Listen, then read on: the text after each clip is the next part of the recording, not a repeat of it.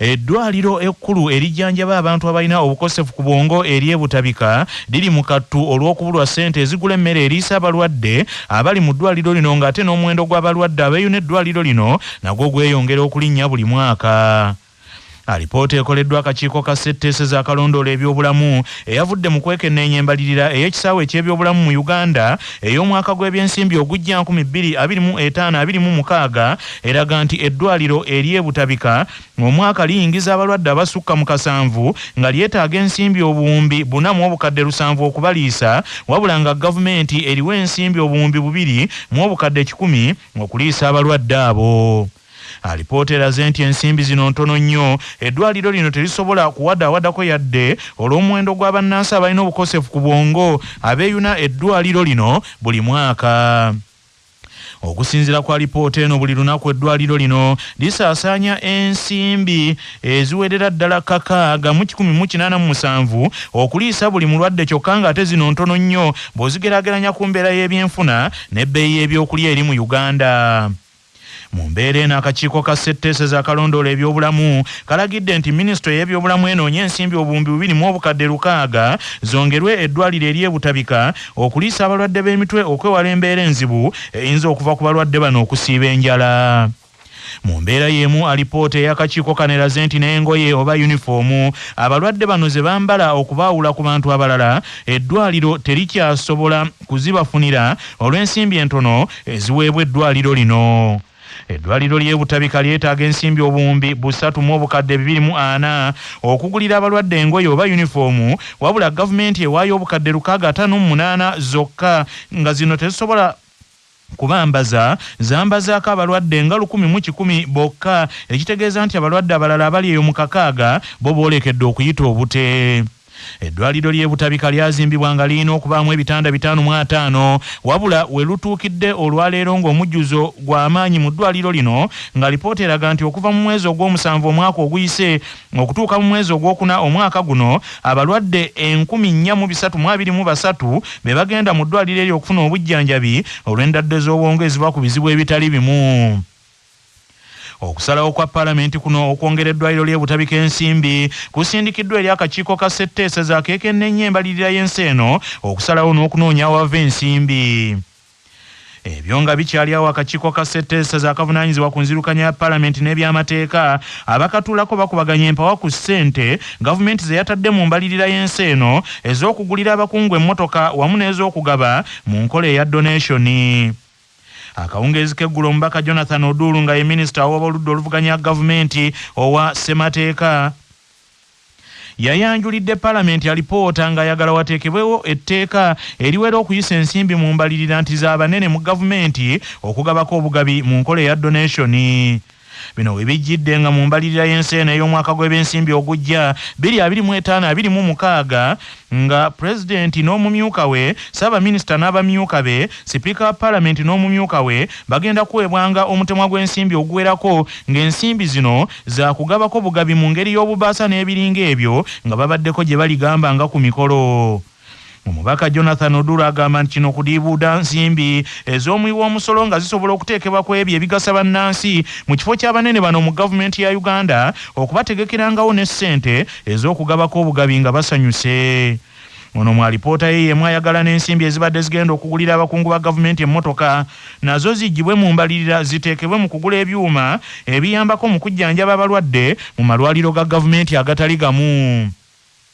Okusinziira ku tteeka eririwo gavumenti eba erina okukyusa emmotoka z'abakungu aba gavumenti buli luvannyuma lwa myaka 5 era emmotoka zeekozesa tezirina kusukka kilomita 25,000. Omubaka Odulu ye kyayagala kikyukemu ng'agamba nti omukungu wa gavumenti aba asobolera ddala okukozesa emmotoka y'emu mu myaka 5 n'okusingawo. The minority observes the continuous allocation of huge budgets for donations. In most cases, the donation budget per office bearer is larger than the development budgets of a district local government, a hospital, or a university. Why allocate taxpayers' money to an individual rather than to a service area that benefits the general public? Omubaka Odulu agamba nti ezimu ku mmotoka zino ate zigabanyizibwa mu ngeri etali nnambulukufu eri abooluganda abako n'ab'emikwano egy'abanene mu gavumenti ya Uganda. Omukulembeze wa Uganda Generali Yoweri Kaguta Museveni tibuhabulwa akiggumiza nti gavumenti gyafuga egenda kwongera ku muwendo ogw'ensimbi ezitegebwa mu ntegeke ya parliament model okuva ku bukadde 10 eziteekebwa mu buli muluka okutuuka ku bukadde 300 n'ekigendererwa ekyokulaba ng'enteekateeka eno eganyula abantu abawerako. President Yoweri Kaguta Museveni bino abisuubiriza mu district y'Emityana ku ssomero lya King Faizo Ebbuye mu municipal y'Emityana mu kulambula kwaliko okulaba enteekateeka ya parliament model nga bw'etambula. Tugenda kuzongeramu kubanga bino bibadde kutandika naye tugenda kuzongeramu n'okusinga ddala wano mu matawuni abali abantu abangi tugenda kwongeramu ssente mu kifo kya emitwalo miliyoni 1 tuyinza kuteeka miliyoni 200 oba 300 kubanga ekyo si kyekizibu. Ekizibu kyekiya nti abantu bafuna ssente ezo ne bazikozesa ne bazikomyawo kyekikulu ekyo. N'olwekyo njagala mmanye nti zino ssente zammwe. Muzeeyi Yoweri Museveni era asabye bannayuganda okwongera okutunula n'eriiso eryenkaliriza ku bantu abagezaako okutaataaganya ssente zino. Nze nyingiza ssente si za gavumenti naye nze ng'omuntu era natandika dda okuyingiza ssente kuba lwenava mu ssomero. N'olwekyo kinduma okulaba nti waliwo abannayuganda abatayingiza ssente. Nze wange abaana ne babeera n'obulamu obulungi Mama Janet nabeera n'obulamu obulungi. Sisobola kubeera wano nze nembeera n'obulamu obulungi naye abannayuganda bannange ne babeera n'obulamu obubi. Mu kusooka minisita ow'ensonga z'ebyettaka Nalule Judith Nabakooba nga yakulira enteekateeka ya parliament model mu bbendobendo ly'e Mubende yasoose kuwanjagira President Yoweri Museveni ti waliwo obwetaavu obw'okwongera ku nsimbi eziweebwa emiruka ti kubanga ebiseera bwe bigenze biyita abantu enteekateeka eno bagitegedde era buli muwejjera ayaayaana okugiganyulwamu.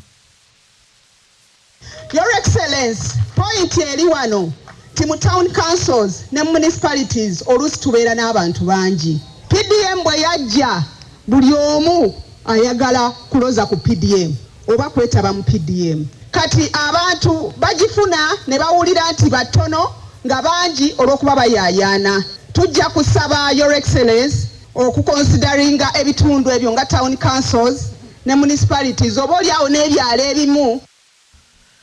Bannyini ntebe b'ebyalo President Yoweri Museveni gy'agenze okubadde Sunday Ambrose Kafunda owa Bbuye Kikumbi ne Nabyonga Rosette owa Busunju Central bonna basabye President Yoweri Museveni atuukirize ebisuubizo gavumenti y'ebyezzeekola mu district y'Emityana omuli oluguudo lwa Busunju Mityana ne Misigi Kanoni lwe bagambye nti luzze luteekebwa mu mbalirira enfunda eziwera naye nga bikomaawo. Abantu b'e Mubende nabo balindiridde President Yoweri Kaguta Museveni agenda gye bali olwaleero luno nga bamusuubira okubakolera ku ebyo by'azze asuubiza okubituukiriza. Manya obubona obuddo obw'eddembe lyo tonyigirizibwa ddembe lyo ery'obwebange. Ddembe lyo akutusibako nana Herbal Mouthwash ly'eddagala ettuufu lyennakakasa mu kujjanjaba endwadde z'amannyo. Amannyo gakuluma gasannyalala senyesa nana naye weegendereza abafere tebakuguza kappa mu kkutiya musange mu famasi zonna. Yakakasibwa National Drug Authority nga bali wamu ne langi wa Global aleetawo enjawulo ku bisenge. Weefunire langi ya Global ku hardware yonna ekuli okumpi. Global Paint, a reliable product. nga bali wamu ne Baluswata Property Consultants batunda ettaka ku nguudo zonna eziyingira n'okufuluma ekibuga. Va mu by'ettaka lyakulukuta ennyumba ya kyama basange ku ofiisi yaabwe ekyengera opposite Orange City essimu 0704 80 1905. Parliament ya Uganda erina eddembe okukola ennongoosereza mu mbalirira y'ensi eno nga munnamateeka Usama Sebuufu bw'annyonnyola. Ne bamala okukola bajeti eyo ate bagireeta mu palamenti nejja approvinga. So bajeti weemaze okuba approvingibwa bajeti libateeka lya palamenti era eriyita mu palamenti. Gavumenti esobola kuddamu ku amendinga bajeti nga yamaze okugiyisa wabula etteeka liwa gavumenti obuyinza ne palamenti okwappruvinga kye bayita supplementary budget era palamenti ekola omulimu guno ng'ekola mu komiti yayo entono gye bayita budget committee. So kituufu budget esobola okuyita naye ne wabaawo ennongoosereza ezijja mu budget nga zisinziira ku byetaago ebiguddewo naye ennongoosereza ezo zirina okuyita mu palamenti temulaba zebayita supplementary budget parliament zeyita era bwemalogiisa butereevu ebeetandikirawo okukola.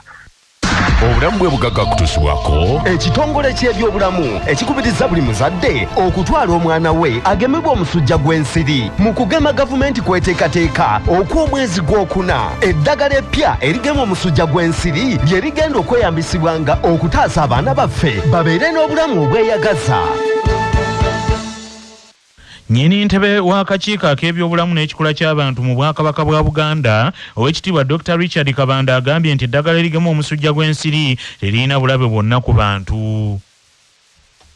Abantu ba Ssaabasajja Kabaka nsaba okubategeeza nti okugema kuno tekujjaawo nkola ndala gyetubadde tuyitamu okutangira omusujja gw'ensiri. Eddagala lino Kabaka Katikkiro nga bwe walyogerako lyakakasibwa ebitongole byonna. Ndi wa mukisa mukama wange okuba nti nkiikira ekitundu kya Eastern and Southern Africa mu kitongole ky'ebyobulamu eky'ensi yonna ekiwa amagezi amakugu by'okutumbula ebyobulamu. Era bwe tuba twogera ku ddagala eribeera lize wano tulyogerako na bumanyi. Ewaffe wano mu Uganda tewali ddagala liweebwa baana ng'ekitongole kya National Drug Authority ekiriisiza. Okusika omugwa kweyongedde wakati w'abaddukanya amatendekero agasomesa abasawo ne Minisitule y'ebyenjigiriza ku ngereka y'obubonero abaana kwe balina okuyingirira mu matendekero gano.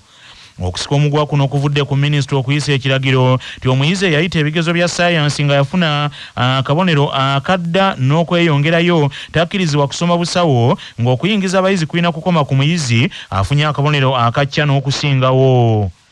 Okusinziira ku Minisitule y'ebyenjigiriza abayizi okugenda kati okusoma obusawo balina okufuna A, B oba C obutasukkaawo mu masomo omuli kemiya, bayologiya wamu ne fizika ate ng'omuyizi alina okuba nga yafuna wakiridda mu kubala n'Olungereza.